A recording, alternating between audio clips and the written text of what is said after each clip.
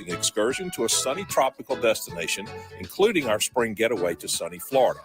Take the first step. Call Aquatrek Adventures on Mill Lane in Salem and visit our website at aquatrekadventures.com to sign up for the certification or your trip.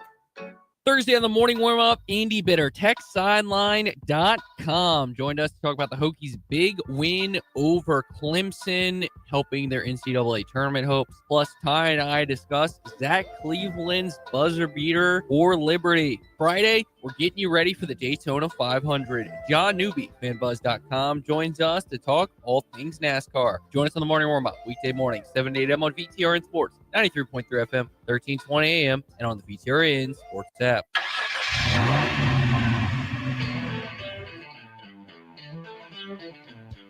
You're stepping into the fast lane on the VTRN Sports app, 93.3 FM and 1320 AM Lynchburg, or by asking Alexa or Google Home, open VTRN Sports Lynchburg.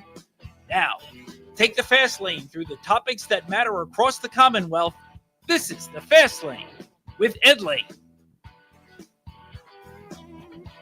Life is full of trade-offs. God, shout out to my mom today to start the Fast Lane because she's the one who has brought that phrase into existence.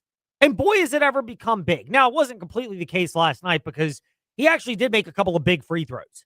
But Zach Cleveland has been, I would very loosely use the term marred, but he has been criticized at times by Liberty Flames fans because of his difficulty at the free throw shooting. Go back about a month to what Richie McKay mentioned about Zach Cleveland's free throw shooting and how it's worth it for the trade-off of everything else he can do. Historically, Matt, I think we've been a pretty good free throw shooting team.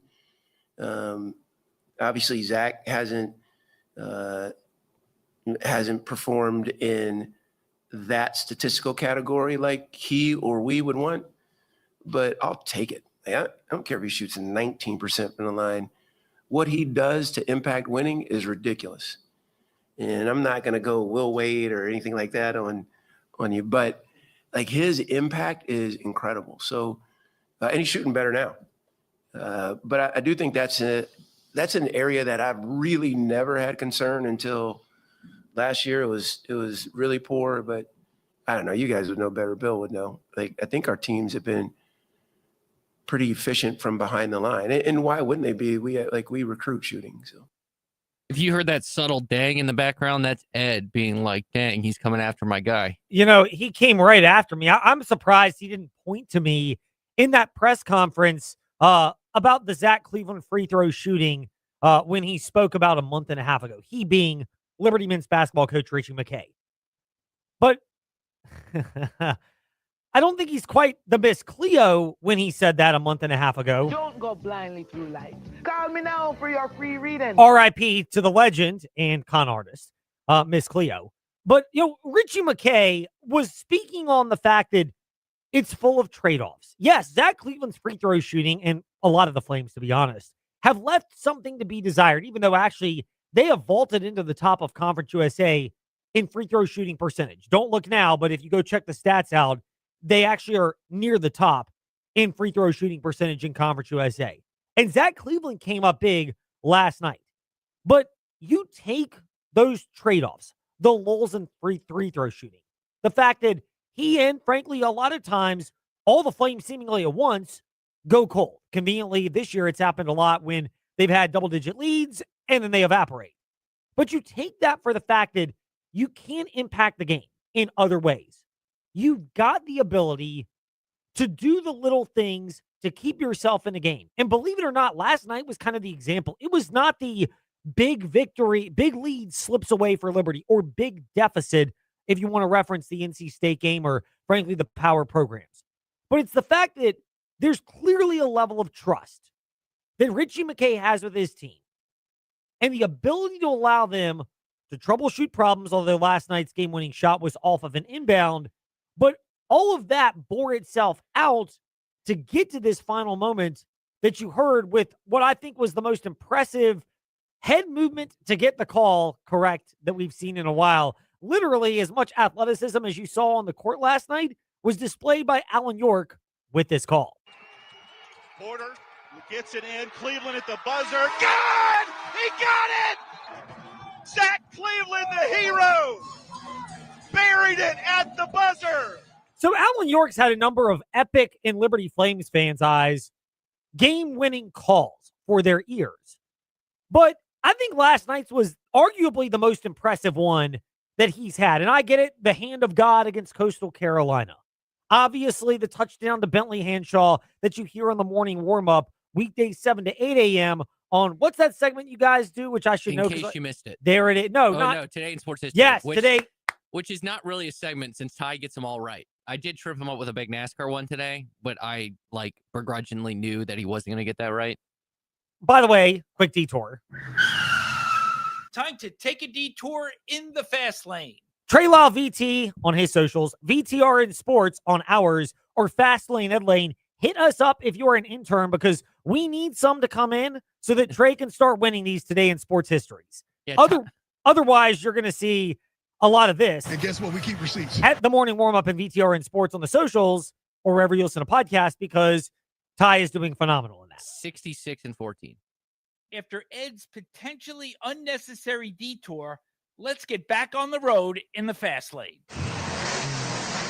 So last night, though, was an example of the trade-offs and of the fact that if you're Liberty, you take the good with the bad.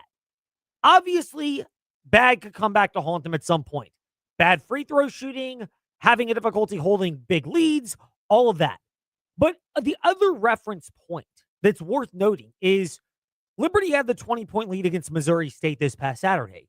Obviously, it slipped away and they had to cling for dear life.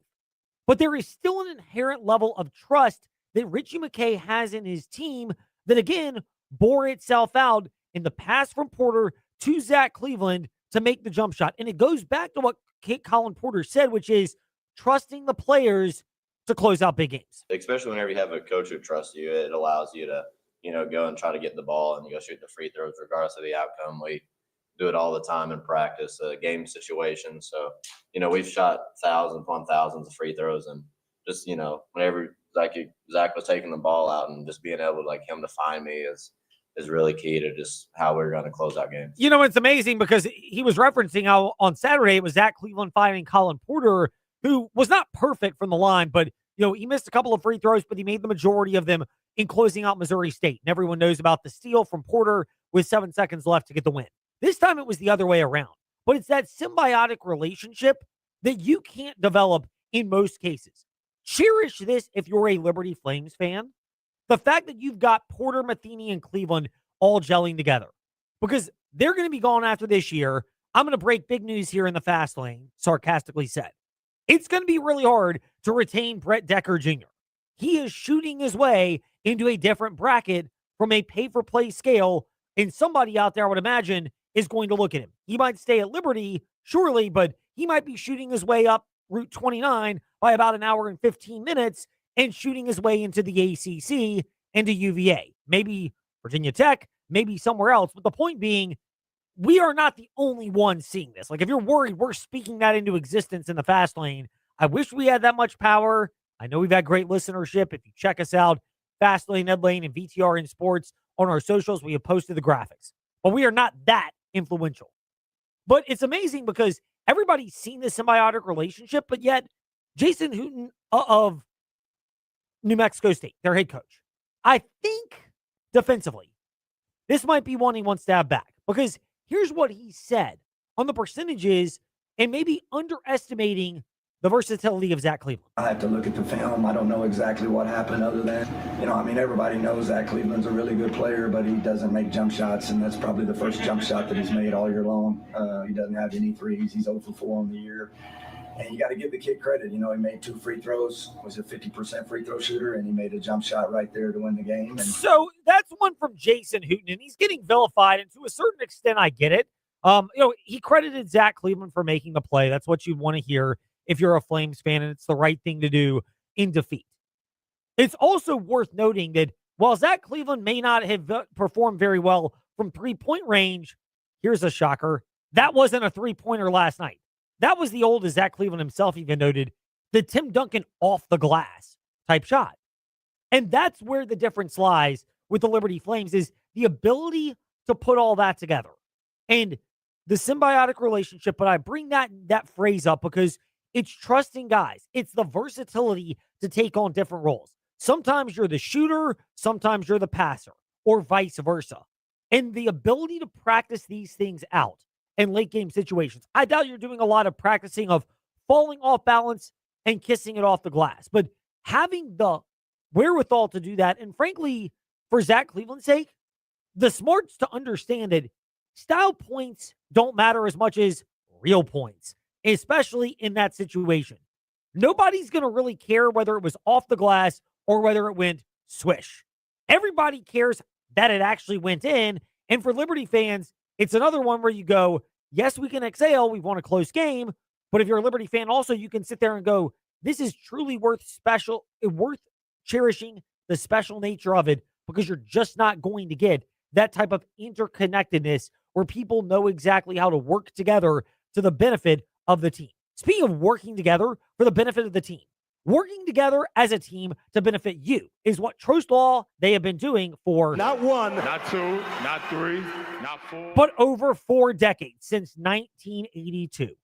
They put their resources together, but they are a small enough firm that you can have the same person speaking with you throughout the process and guiding you and updating you and being there for you every step of the way with your auto situation. It's that simple. 777-HURT and TrostLaw.com. The other big win last night, and from an NCAA tournament perspective, I get it locally, Liberty's win is going to capture much more fanfare and attention because of the drama and the real cool nature of the Zach Cleveland shot. But call me a hot take artist on this one, Trey. But the more important win from a tournament perspective was not Liberty last night, because they're in a one-bid league. It was Virginia Tech. I still think you would like to get another road win. Miami, Carolina, or Virginia. Which this morning we said Carolina, Virginia, not very winnable considering you beat Virginia already. And was it twice in like the history of Virginia Tech they've won in the D-Dome? Don't spoil the Carolina part, though. We're going to get to that in the Fast 5 at 5. I'll tease it and just say Carolina might have got a little easier today. It certainly did. We will get to that in just a moment. Fast 5 at 5-ish, 5:25. Then fan feedback. And then at 5:40, Mike and F of FrenchStretch.com looking to the Daytona 500 in Speed Weeks. Because it, as clearly stated last night during the broadcast, when the committee is looking at it, they just see it's a quad 1 win, quad 1 loss. They don't get the context. So, for example, I'll use the SMU game. There's no context. It's just a quad. It's just a loss for Virginia Tech in that committee room. No doubt. I mean, it is. And that's the thing for how it's viewed. But for Virginia Tech, by and large, even as painful as the losses were to Wake Forest, Stanford, Cal, and SMU, 3 of them I don't think are going to age poorly. The Wake Forest one, it might not look very good when you look back on it in hindsight. That team, I mean, God bless Steve Forbes. Personally, he's gone through a lot, but you kind of wonder whether we're reaching the end, and he's the just couldn't get over the hump situation. But Virginia Tech, that was a good win for them last night. Every time Clemson made a run, the Hokies had an answer. And there are a couple of things through that. First of all, big picture, when you're on the road and you're in a must-win scenario, it was still not the smartest basketball game. And I think Mike Young sees that his team can play smarter, and that's why he keeps harping on it. But he tipped the cap and gave credit, as he should and as we will right now, in the fact that they fought through the ebbs and flows of that game when they needed to, and it felt like every time Clemson had an answer, the Hokies did as well. Bedford, not because he scored 23 points. I thought he really fought his matchup with Hunter, and Justin Porter's having a good year for them. Ben Hammond was Ben Hammond again. He drew the collar, as we all well know, on Saturday. I thought our second half defense was quite good. We had some really boneheaded plays in the last 8 minutes of the game. Fortunately, so did Clemson, which is uncharacteristic of both teams. But, get out of here with a significant road win, and we needed it bad. They did. I mean, that was the more urgent of the victories, because Tech is in a spot where I'm going to be going. They're not winning the regular season for the ACC. They're going to need a lot to win the tournament, because if Duke's playing at their level, they're the best team in the ACC, hands down, by far. Yes. To be fair, the last time Tech won the ACC, they beat Duke, and Duke went on to the Final Four. That's a good point, Trey. I will also throw this in there as well. I'm not saying, but I think that this Duke team, I think this Duke team could be better than last year's Duke team, and I thought last year's Duke team was the best team in the country. You know, now I think this year's team is more talented.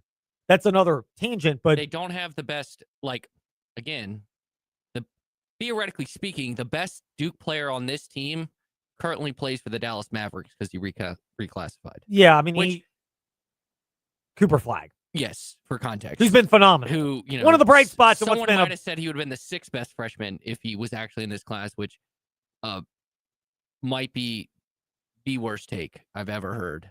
No, it's not, but it's really bad considering Cooper Flagg is dropping 40 in NBA games right now. But anyways, my point being, Duke's really good. You're right. They are. Well, I mean, I'm glad to hear that I'm right. I don't get that very often, so yay for me on that. But Duke is playing really good basketball right now. So that's going to be your challenge in overcoming that. But for Virginia Tech, you'd rather go into the tournament, and now they're at least positioning themselves. If they don't get if they had not won at Clemson, and if they were to, let's just hypothetically play this out, also have gone ahead and lost at Miami, at Carolina, and at Virginia, then they would need a statement win in the ACC tournament. They would need multiple. I think at this point, you're positioning yourself, which I think Miami's a very gettable game. Say you beat Miami, you beat Florida State, you hold serve at home, then you lose North Carolina and Virginia, meaning you split with Virginia. I think ultimately what you'll say is you win one game in the ACC tournament against, you'll probably be the 8-9 seed. You'll probably play the 9 seed, which will be like Syracuse or something. I don't know. I'm not looking at the ACC standings right now. And you win that game and you feel pretty good about yourself. You need to not lose to a Pitt, a Georgia Tech. Your rematch against Wake, Boston Wake College. Forest, Boston College. You might even put Syracuse in that category as well, depending on how hot the seat is. And if everybody's looking at a change in regime there by the ACC tournament time for Red Hawks. I would say happening. I think it's happening, but the quit factor, if it's really kicked into a different gear. But for Virginia Tech, you need to win those games. Now, if you win and then all of a sudden you're in a spot where you're taking on Virginia again, Clemson again, Carolina again, Tech will play them on the road in a couple of weeks, which you'll hear on the VTR and Sports app, your home for Virginia Tech men's and women's basketball tonight. 9 o'clock, I believe, is the airtime at Stanford. 9:30, my favorite late game. Let me double check. I love it. I should know. I even posted the graphic with our show promo. But for Virginia Tech, that's what they need to do. They need to find those scenarios. And 9:30. And tip of the cap, because they did it last night when the Oakland of Dallas not showing the form that looked promising coming out of the NC State game. It's more like the form we've seen shooting-wise for a while. Probably could have had 6 or 7 assists if they made some layups. Yeah, I mean, he could have, but you didn't get that. Amani Hansberry wasn't great, but Ben Hammond and Jalen Bedford stepped up big as they have for much of the year. Enormous. That shot that Bedford hit in front of our bench to put it back up 8, maybe 10 was enormous. Ben Hammond has been really, really good all year. He absolutely has. And you combine that for Virginia Tech with passing the ball, looking for the open shooter, stuff that sounds elementary coming out of our mouth, but it's been lacking at times for Virginia Tech. That's why we brought it up. And it's why Mike Young deservedly praised that after the win at Clemson last night. It's hard to tweak a whole lot this time of year. You're kind of who you are. But we thought the ball was sticking in too many places, too many people catching it and surveying. And against a team like Clemson, you're dead. Like a snake. They're going to strangle you. The ball's got to flow, and there's got to be a cut here, and there's got to be a ball screen here. And I thought we got the Tigers churned up a little bit. We got Hansberry in the post with a guard. We got big on the perimeter with Hammond and a couple others, and spraying it to other places on the floor. I just thought we had a better flow to our offense, which again, you've got to. They're really, really good defensively. Brad's teams have always been really, really good defensively. And Virginia Tech was able to answer that. And they found a way to work. Look, it's not peak basketball IQ. There's certain spots where you're still wondering why are they not there mentally, but it was better last night. And if they can have that level of mental engagement They should win this coming Saturday, 1:30 airtime, 2 o'clock tip against Florida State. And they're positioning themselves to get the road wins. Not at all of them. I think Virginia is going to be the hardest to wrap up the regular season revenge spot. Who's played pretty well, especially well at home. But you got Miami and Carolina on the road, which look a little bit easier, as we'll discuss when we return here in the Fast Lane on the VTRN Sports app and Ask That Smart Speaker, open VTRN Sports. Here we grow again at the Sheeler Motor Mile. It's here, the all-new Motor Mile Chevrolet and Buick in Radford. More brands, more selection, and the same exceptional service you expect from a trusted community partner. Whether you're shopping Chevrolet or Buick, you'll find quality, value, and a team that puts you first. From rugged trucks and SUVs to stylish cars and family-friendly vehicles, the Motor Mile has something for everyone. With straightforward pricing and top dollar for your trade, there's no better place to buy. Bring us your trade, newer, older, paid off or not, and see why your car is worth more on a Motor Mile. Plus, with more inventory arriving daily, now is the time to shop the Motor Mile. Sheeler owns the finance company and makes getting approved for credit simple and easy on the Motor Mile. Flexible financing options for every budget to get you on the road fast. Experience the Motor Mile at 3 convenient locations: Christiansburg, Radford, and Pulaski. For over 50 years, we've got Southwest Virginia covered. The all-new Motor Mile Chevrolet and Buick in Radford. Certified friendly staff. No games, no gimmicks. Call 866-SHEELER1. Always open at MotorMileChevroletBuick.com. Hey, small to medium business owners, if you're frustrated with slow IT support, high costs, or paying for services you just don't use, it's time for a change. Hi, I'm Colt with We Fix Stupid Computers. We provide reliable on-site and remote support tailored for businesses just like yours. And we go beyond just fixing problems. We empower your staff with real technology so they can work smarter every day. From repairs to training to full IT support, we save you time, stress, and money. Call We Fix Stupid Computers, 434-525-8590, where smart support meets real savings. You're not tired of winter? You want to stay frozen now through 3/2, March 2nd. Because now through March 2nd at InsaneRadioDeals.com, every item is 32% off the list price. That includes new Yamada Japanese Barbecue of Forest, downtown Cairo, the Yard on 5th Street, 801 Raw Bar, and Oliver's on Rivermont, and the Caribbean Jerk Pot gift certificates, plus much more. So get 32% off the list price of every item now through March 2nd at InsaneRadioDeals.com when you enter the promo code FROZEN at checkout. Normal restrictions still apply.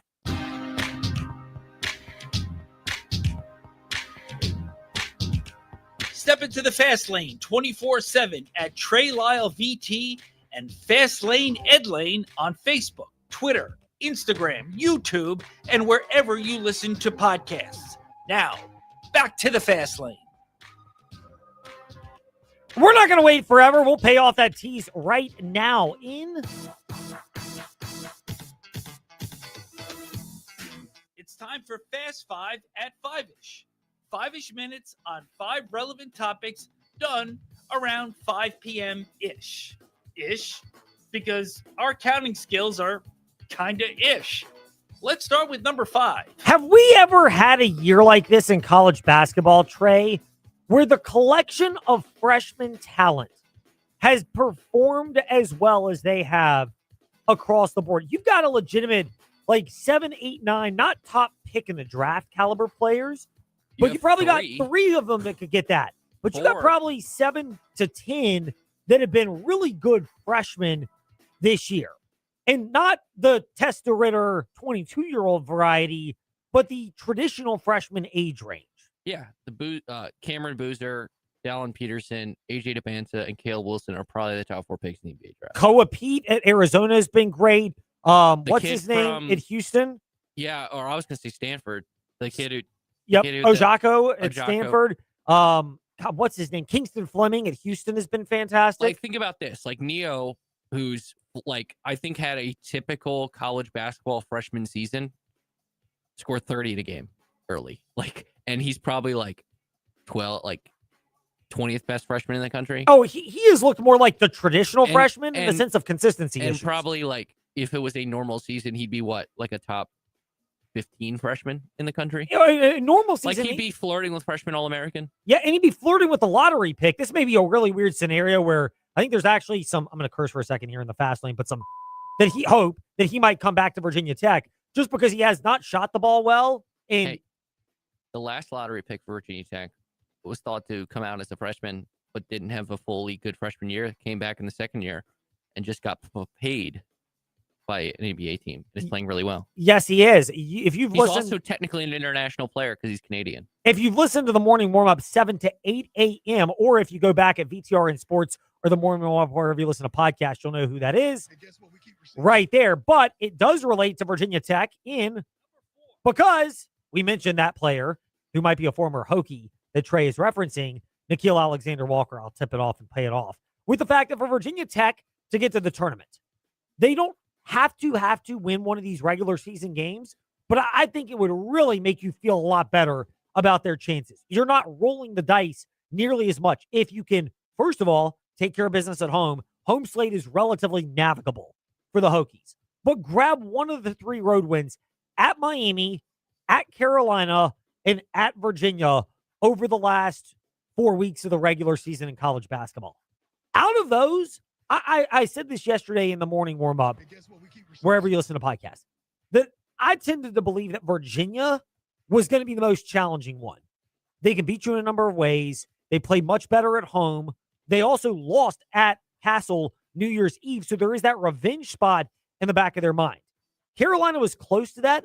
I actually think Carolina is now closer to Miami in terms of difficulty. Heels are still talented, but the news that came out today of Chapel Hill is that Caleb Wilson has a fracture in his left hand, and he is out indefinitely. That puts almost 20 and 10 on the shelf for the Heels. 20 points, 10 rebounds, 19.8 and 9.4, if you want to be specific about it.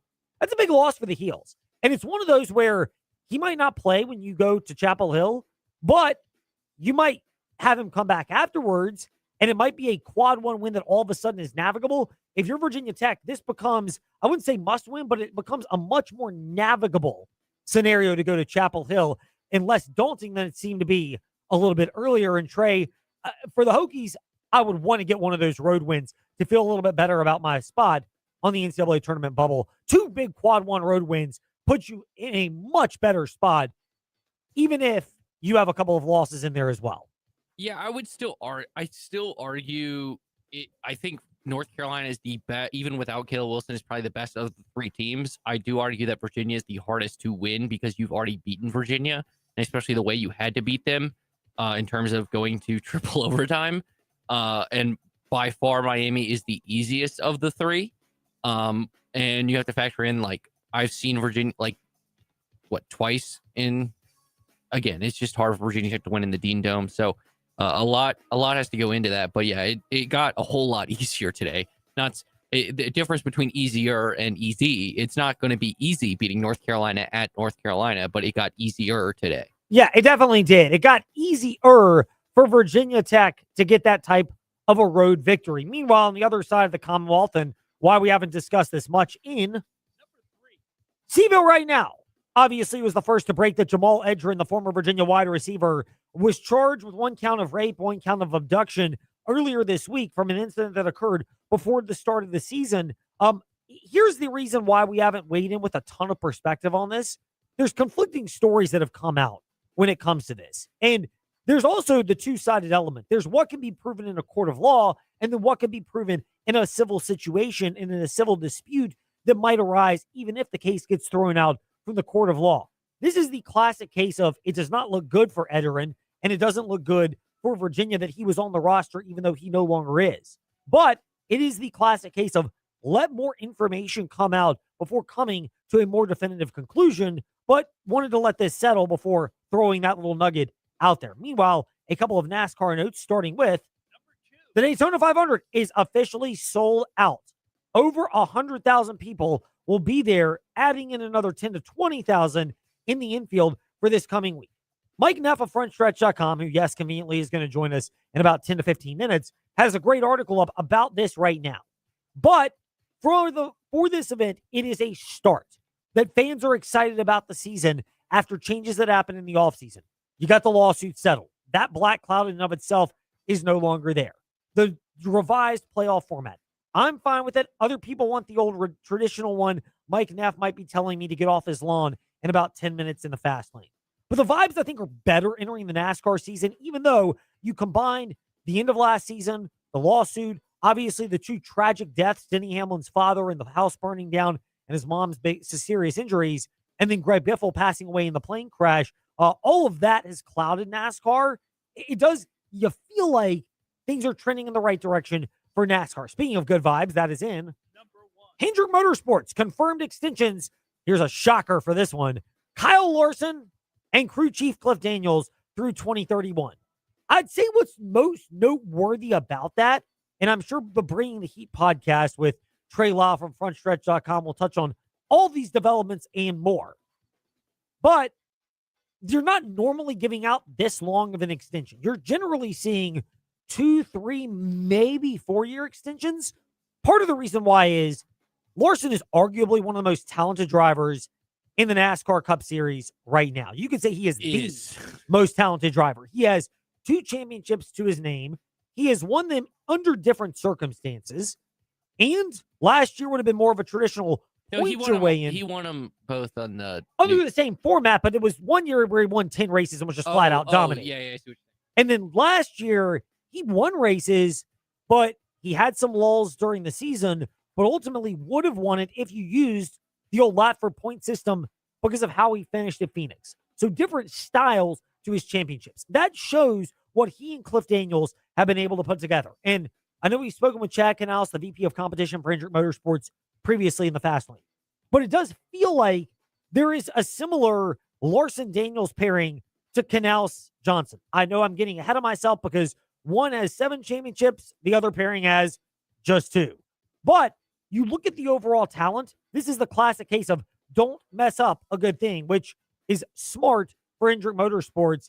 And I think Rick Hendrick's quote today summed it up really well, which is, I'd rather be worrying about them winning a championship with us than worrying about them winning a championship not with us, because the odds are still good if they're not with Hendrick than with somebody else. And for all the baggage about Kyle Larson, this is the classic case of a buy low. I wouldn't say sell high, but it pays off because Hendrick got Larson because of the racial slur that was uttered during the simulation race back in COVID. And he lost the race. He was just on Twitch. But he was on Twitch, and the simulation came out, and he lost his ride he lost the sponsors and ultimately with Chip Ganassi.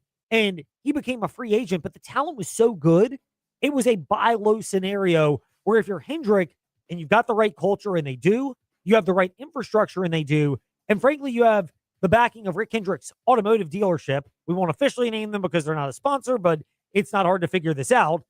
Then you can have somebody sponsor Kyle Larson until someone might want that. And ironically, Larson has become so good and helped those sales that it's almost like Rick Hendrick doesn't want to even move his actual automotive dealerships off the hood of Kyle Larson because it's not just giving him a ride, it is actually paying dividends, which speaks to that partnership. Meanwhile, speaking of financial rewards, you can reward yourself by saving 32% off the list price of every item. Every single item. Not 1, not 2, not 3, not 4, not 5, not 6, not 7. Tell him, LeBron, not 7. Way more than 7 items at InsaneRadioDeals.com. Enter the promo code FROZEN at checkout. Now through March 2nd, to get 32% off the list price of every single item. 801 Raw Bar and Oliver's on Rivermont. Good at their location for either menu. You can mix and match when you're there. Even better. My wife and I have done that. Highly recommend it. Rise Up Climbing. Day passes or 1-month memberships. Caribbean Jerk Pod. And new. One of the coolest places in the area. If you need a pick-me-up, whether it's to start your day or at the midpoint of your day. Breakfast or lunch at Buttercup and Friends. The food truck on 501 Boonesboro Road across from the gas station near the country club on 501 right before Coffee Road. It is fantastic. Love their croissants. They're a hit in my house. And yes, me being the health nut, I go for the kale salad. It's fantastic. It is all homemade. Sweets and treats might even be worth going to InsaneRadioDeals.com and getting your gift certificate today. Trey, sounds like you need to go there because you look skeptical about this. No, I just wouldn't eat. No, I think it's a great place, great food. Just your order. You would get a different order. I'm not judging the place. I'm judging you, to be clear. I am shocked that you would judge me in a negative capacity. I would never. I just, Sounds like you need to stop by Buttercup and Friends and try the kale salad and then see why it's not just me. It's good. I like how you're building it up. Buttercup. baby. Ha ha ha ha. So you don't let me down. By the way, kudos to our production team. Wink, wink, nudge, nudge. Trey Lyle. No modesty there to get that song on their commercial, which debuts tomorrow. Allegedly, yes. Some variation. We do not want to of get that. copyrighted. Yeah, exactly. Some variation of something that sounds kind of similar to that. Yeah. Wink, wink, nudge, nudge. Meanwhile, that and so much more, 32% off at InsaneRadioDeals.com. Sticking with the theme, by the way, of money, we do that right now in a little bit of. Come join the chat or give us a piece of your mind. Trey Lyle VT and Fastlane Ed Lane on Facebook, Twitter, and Instagram. Now, it's time for fan feedback in the Fastlane. Two nuggets to get to for fan feedback. Sorry to fan Mike. We'll get to your comments about Liberty basketball. That will not age. That will still be good over the next couple of weeks. And we'll also get to his comments about NFL free agency in the near future. But dollar bills, y'all, is what we were mentioning. Tsunami Tommy on court storming. To be clear, by the way, I'm a Duke fan, and Carolina's win against Duke was a hell of a game. I love a good buzzer beater. We've had some thrilling ones like Jeff Capel, and I can even appreciate it being on the losing end. By the way, it was Austin Rivers, I believe, who had the three at Carolina, which was the dagger, and that a decade or so ago. It was the game winner, yeah. Yes.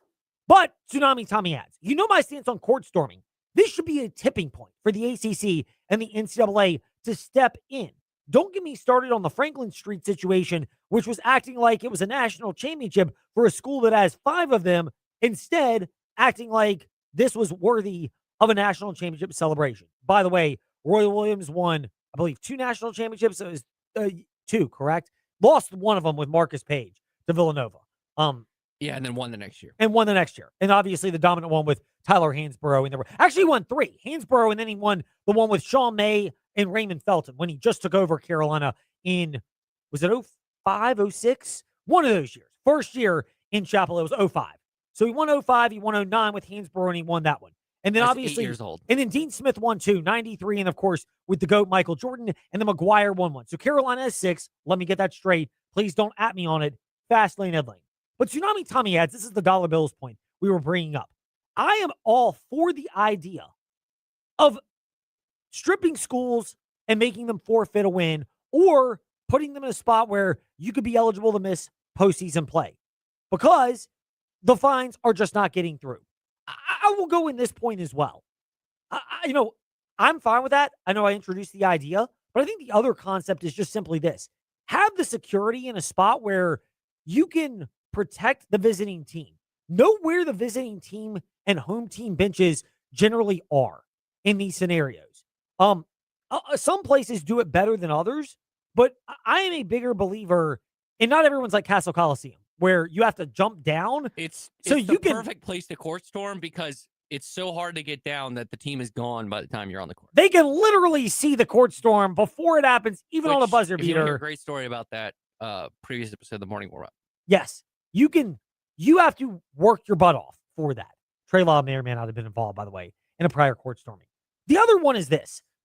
As much as people have made about the Bad Bunny Super Bowl halftime show, the NFL selecting him has nothing to do with this concept of they wanted to stick it to the Republican Party or the Conservatives or the Red Party.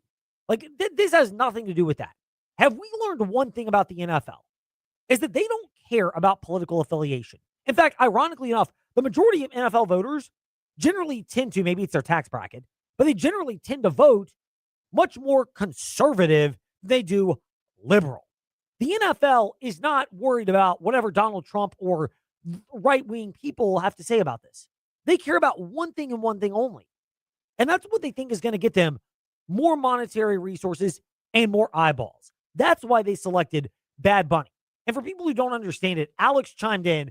He said, since I've seen him live in Puerto Rico, I have to say that most people just don't understand that there's a cultural story that's being told about Bad Bunny. Let me pause right there and say, I've heard some Bad Bunny songs before, and I like the flow and vibe, but I never really felt like the songs in the Super Bowl embodied the best of the Bad Bunny flow and vibe. And I would know he's part of what I listen to when I listen to my reggaeton, doing the dishes after dinner every night. My wife laughs at me, but I truly do that to get myself, in the right flow.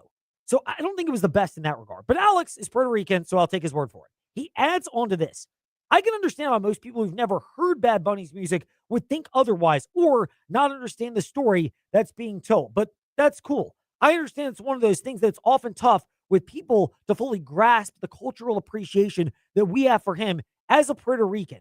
I began DJing many moons ago. I've never actually listened to the words of so many of these songs, even though I understand it's concerning to some people. My main thing is the beat and the flow to the music and how it unifies people in a scenario. And look, that's the weird thing about music. Again, to get my usher on for a moment in the fast lane here, I've listened to hip hop, and a lot of times that music is not necessarily the most upstanding music, lyrically speaking. Again, forgiveness moments, but if God's gonna point to me and say where my flaws are when I get to the pearly gates, I'm not really a drinker, may have drank back in the day, not really into other substances. Yes, I'll get a small smack roll down on sports betting. Gotta get it in the next week because Lent is on the horizon, and it may be the thing that goes once again. But when I look at this overall, yes, my music selection might need a little bit of improvement when it comes to that. And I'm always open to suggestions. Fastlane, Edlane, Facebook, Twitter, Instagram. But I appreciate what Alex has to say about Bad Bunny because there's a cultural story. And for people in the Puerto Rican community and that are of Puerto Rican descent and, even Central and South America, the Latin American community, they clearly grasp it. And you have to point that out, even if you don't like the lyrics. And yes, some of it is a little unsavory, if you will. But I'll also say there's other musical genres where it's unsavory as well. And, he's not the only one. Meanwhile, when we return in the fast lane, Mike Neff, he's never unsavory. It is always worth seeing him. And we look forward to bringing his insight to you next here in the fast lane on the VTRN Sports app. And as that smart speaker, open VTRN Sports as we wish him and you a happy Daytona days. Feller Chevrolet is now Apple Chevrolet. While the name's changed, we're still the same trusted Fellers team. Same management, same knowledgeable parts and service, same techs, same professional sales staff. With over 200 years of collective experience, we'll continue growing stronger alongside our community. From the newest Chevrolets to top quality pre-owned vehicles, Apple Chevrolet delivers the same unmatched customer service. Visit us at driveapple.com. Apple Chevrolet of Alta Vista, powered by the community we serve. Whether you're facing a tough season or looking for support to overcome life's obstacles, Central Virginia Counseling is here for you. Central Virginia Counseling is accepting new clients at both Lynchburg locations on Wigington Road and Timberlake Road. And telehealth is available anywhere in Virginia. Serving children, teens, and adults, our counselors are equipped with diverse skill sets to help you on your journey. For more information, visit us at centralvirginiacounseling.com. A cool food concept sparks curiosity. What about two concepts at one restaurant? That's even better. Oliver's on Rivermont is Lynchburg's first multi-concept restaurant. Pick items from the traditional Oliver's menu, the 801 Raw Bar menu, or mix and match. And you'll appreciate the consistency of Oliver's new kitchen and serving staff. Two cool concepts in one. Only available at Oliver's on Rivermont. Yes, you want this winter to continue. The frozen temperatures, the snow, the sleet, the ice, and everything else. At InsaneRadioDeals.com at least, because now through March 2nd, it's time to let it go, let go, let go of every item. Now through March 2nd, 3-2. Get 32% off the list price of every item at InsaneRadioDeals.com. It's simple. Enter the promo code FROZEN at checkout now through March 2nd at InsaneRadioDeals.com for 32% off the list price of every item. Normal restrictions still apply. Hey, this is Virginia Tech analyst and former Hokies tight end Mike Burnham. You're listening to The Fast Lane with Ed Lane and Trey Lyle. Join the chat at Trey Lyle VT and Fast Lane Ed Lane on Facebook, Twitter, YouTube, and Instagram. I am stoked to welcome our next guest to the Fast Lane. This is how we kick off our NASCAR season preview. Hell yeah. Isn't that what the new saying is for NASCAR, by the way? Yes. I love it. And I don't even know it. It doesn't matter. I'm still going to consume NASCAR like I always do.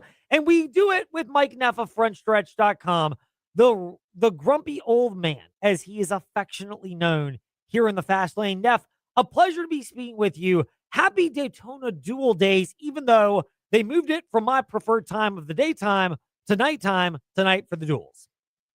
I'm with you, brother. First of all, thank you so much for having me on. I've missed you. Looking forward to a season of NASCAR. And I got to say, I'm almost ready to hand over the grumpy old man banner, man. You were sounding really grumpy there in that last segment. I really enjoyed that. About what? Which But, part? yeah, I'm with you. I hate that they moved the duels tonight. This was always one of my favorite days of the year. I would literally take a 3-hour lunch and go to a bar and watch the duels. I mean, it was my thing. Everybody knew it. We had groups that would get together to do it. And it was even really great when you actually raced your way in. I mean, it's all but a foregone conclusion now who's going to be in, although there are a couple spots open. But yeah, I mean, it's the start of the season, and it's just like Major League Baseball. When you start out that new season, everybody's got a shot to be a champion. You don't know how it's all going to unfold, and you just can't wait to see it happen. Mike Neff, frontstretch.com, with us here in the Fast Lane. Vibes around NASCAR. They're not perfect. How much better are they, as you even wrote about at frontstretch.com earlier today, that the offseason changes were a start to getting people back enthralled with it, and it may have borne itself out because this race announces a sellout yesterday. I mean, I'm anxious to see. You can always pay lip service to things. It's the proof is in the pudding, and we'll see how this goes out.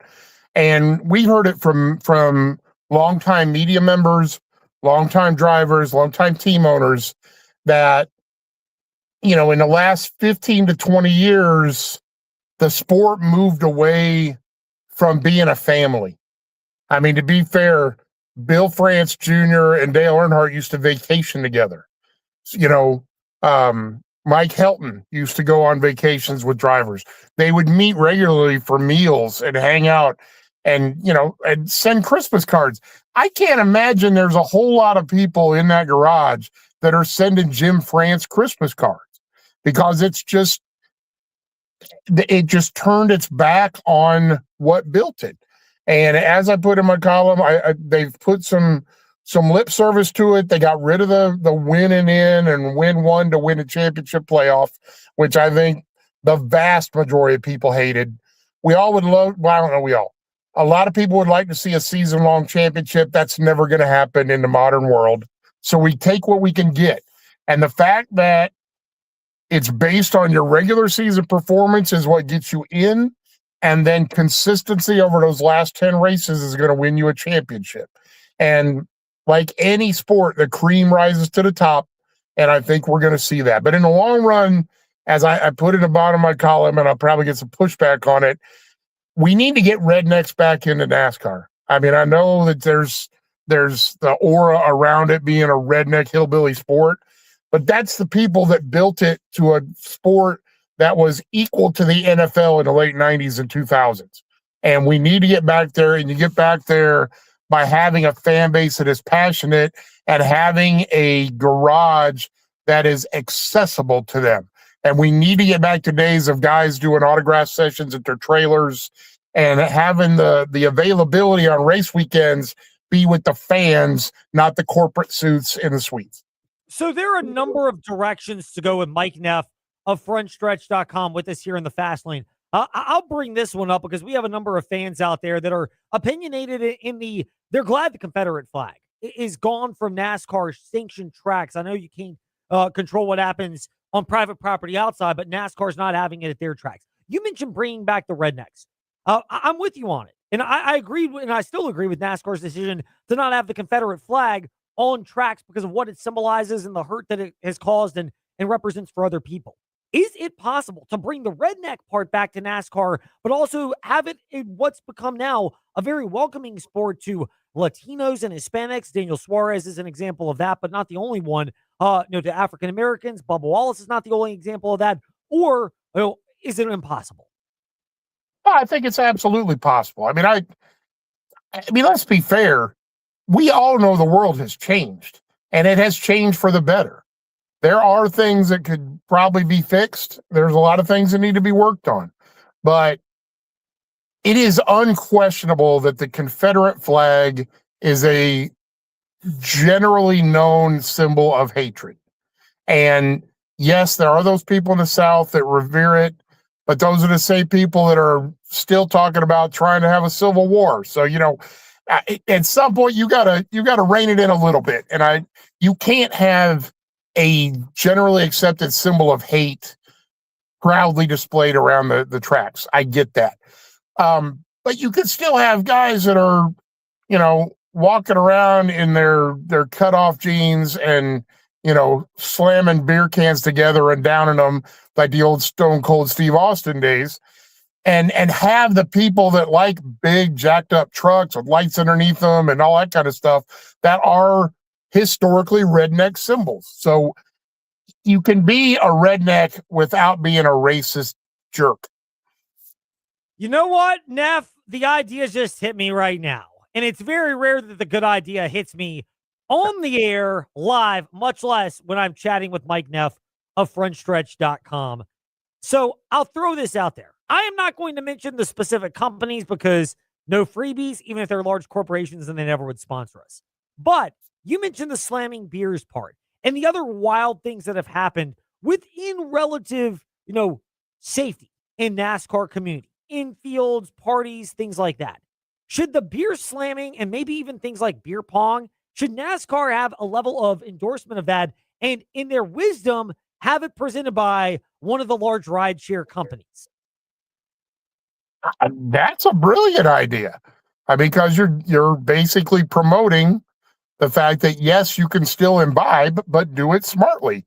And every one of the breweries have got campaigns about, responsible drinking. That would be a great thing to have beer pong, cornhole, whatever it is, and sponsor it by Uber, Lyft, whatever you do. That is absolutely a brilliant idea. And there's tons of angles on things that you could do that would embrace the party lifestyle, shall we say, which for decades was what built NASCAR. And I think we need to get that have fun attitude back into racing. And I'll tell you, one of the things that I think has really hurt the sport, I understand it from a business move, but the massive restrictions on bringing items into the stands for refreshment, that you have to go to concession stands, you can't bring coolers that are very big into the stands, stuff like that. That used to be part of the event, was you basically had a family picnic in your seats. And now you try to have a family picnic at a concession stand, you're dropping $250. You can't do it. So I think that has been a hindrance to NASCAR as well.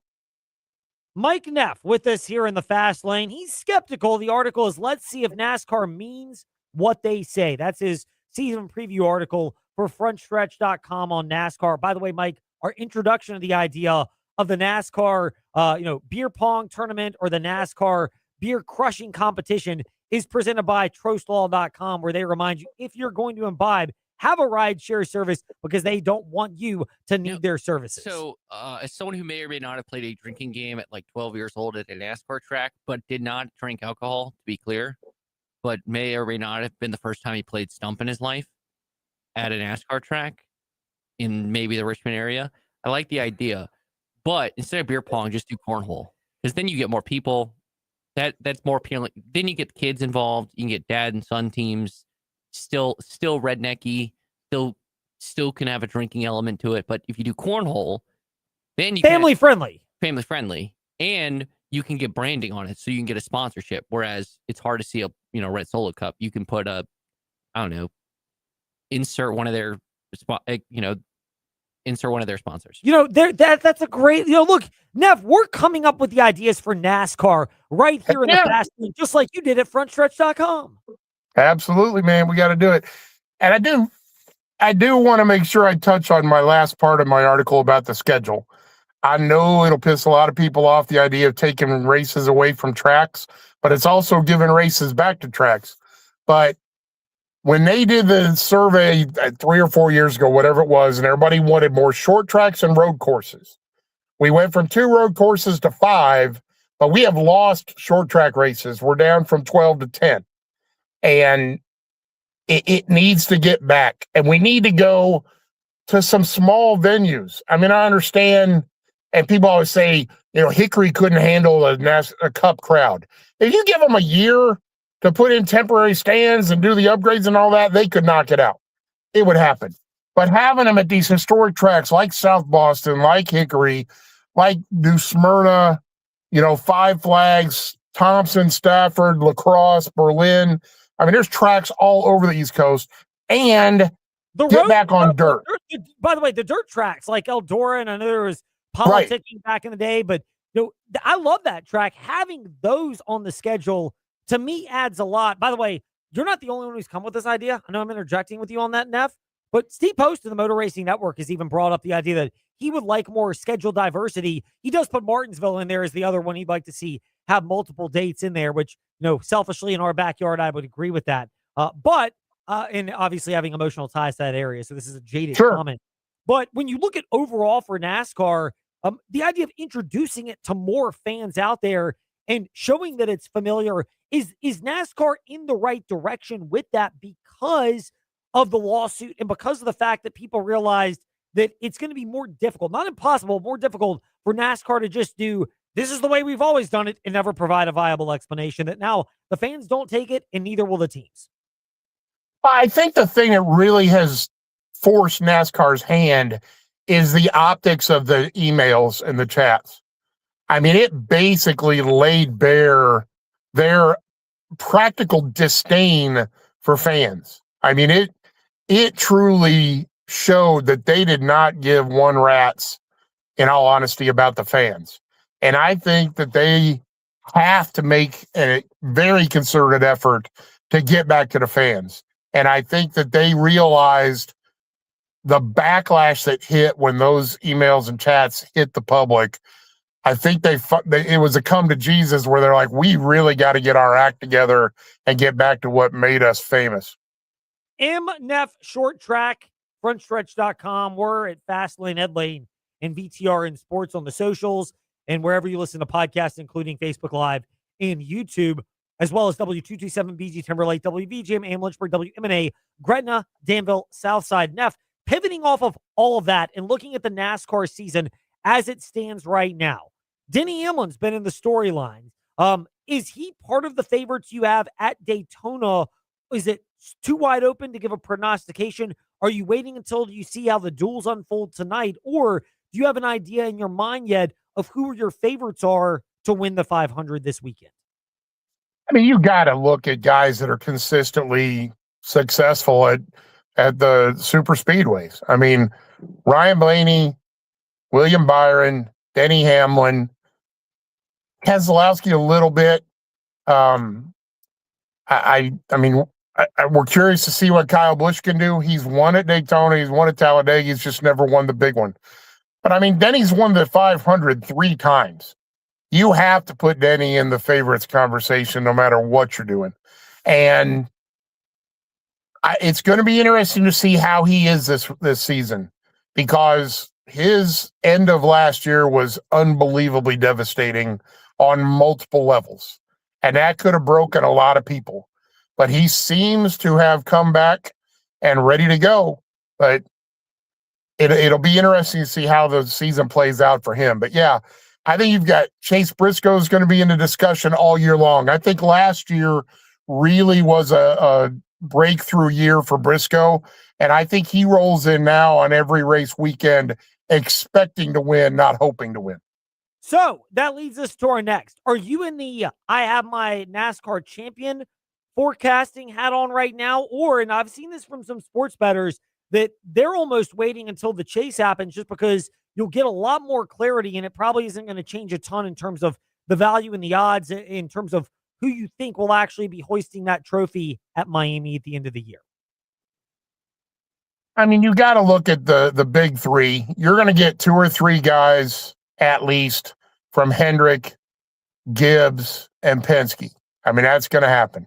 So that's half of the final field, most likely. It's what fills in the other half. Do all 4 Gibbs teams make it? Do all 4 of the Hendrick teams make it? What goes on with Childress? I mean, we know they're good on super speedways. Is the shakeup this year going to turn things around? What happens at Trackhouse? What happens at 2311? If they have a hot year, you get 2 or 3 drivers in from each of them. If they don't, then the bigger teams are filling them in. So, yes, for half of the final 16, we're going to wait and see at least till Charlotte. When Charlotte rolls around, you usually have an idea of who you're going to watch for the rest of the year. But for the beginning of the year, the big 3 teams are probably going to have 8 or 9 for sure of the final 16. Yeah, I mean, that's all of that is what you're going to be looking for with NASCAR. Now, obviously, we'll see how it transpires. I am skeptical that out of those groupings, Ty Gibbs is going to be part of it this year. He needs to prove to me that he can get a win in NASCAR before I believe he's championship material. Trey seems skeptical of it. I can't say on the air that I want to say right now. Can you clean it up? Baloney. Baloney. Okay. Baloney. Now, to be fair, are we going to have a bet of some sort this year as to whether Zane Smith or Ty Gibbs finishes higher in the points? Oh, my goodness. You're really forcing me to have to think about I feel this. like there should be like a head shaving on the line for whoever is the lower finishing driver. Neff, I am not touching my hair from now until June for appropriate reasons. So no offense, there's someone that I'm not getting in trouble with. But that's June this year, right? Yes. Yeah, you won't be shaving your head till the end of the season. You'd be fine. I don't want to. That's not a fair fight. You got a Gibbs car versus an FRM car. I would argue the win. Who's more like? That's way more likely to happen. Okay, whatever gamble you want to put on it. I just think shaved head bet is a great way to end the year. Yes, that is the case. Mike Neff with us. Deny. That's I at least based it on. He's trying to avoid it, Neff. So blame him. I mean, I get more skeptical with every passing season and every passing race until I get to victory lane, and I'm just clinging to who was the guest y'all had on Front Stretch where he said if he gets one, he's going to start. Malazzi. Well, he's the one who's bagged on Ty Gibbs. By the way, we need to get him in the fast lane. That guy's a riot. Hey, we want him in a Ram truck. That's the goal. Well, that is the goal. But my point on Ty Gibbs is somebody said that if he wins one, he's going to win a bunch because he's going to figure it out. And I'm going to curse for a second here in the fast lane. I can only hope that that's actually true. Neff, we know it is true. Your insight is great. We love having you in the fast lane, and we're glad we could kick off the season looking ahead to it with you today here on the VTRN Sports app and by asking your smart speaker open VTRN Sports. Thank y'all as always. It's always an honor to be on with you. I have fun doing it all the time. And don't forget, Front Stretch Watch Party this Sunday, the first one of the season. Yeah, Check it out on our Front Stretch YouTube channel. Neff and I. You and Trey, God maybe bless Tom you. Bowles. I actually convinced Ty Tracy to do it, so maybe Ty Tracy. I said, would he pop on for a minute? And I am working this year. I've got one already committed, but working on having some guest co-hosts or guest attendees for the show. So it's going to be fun. I can't wait. I'm excited to have it back and look forward to it. Neff, thank you for your time as always. We will chat again soon. Thank you. Neff with us to wrap up the fast lane. Now on to Freddie and Harry, already in progress. Tech Talk Live. Tech Talk Live in progress. Thank you. Tech Talk Live in progress. Shout out to the studios from the college basketball game this past weekend for North Carolina and Duke. Trey and I got a nice chuckle out of that. Speaking of college hoops, 9:30 airtime tonight, Virginia Tech at Stanford. Speaking of college sports, no fast lane tomorrow because Hokie baseball gets their season underway at 2:30 p.m. against William and Mary. So no Friday show for us. We're back after that on the VTRN Sports app and ask your smart speaker open VTRN Sports. But we're back Monday 5 to 6. That's gonna matter. So yeah. Jalen, during your journey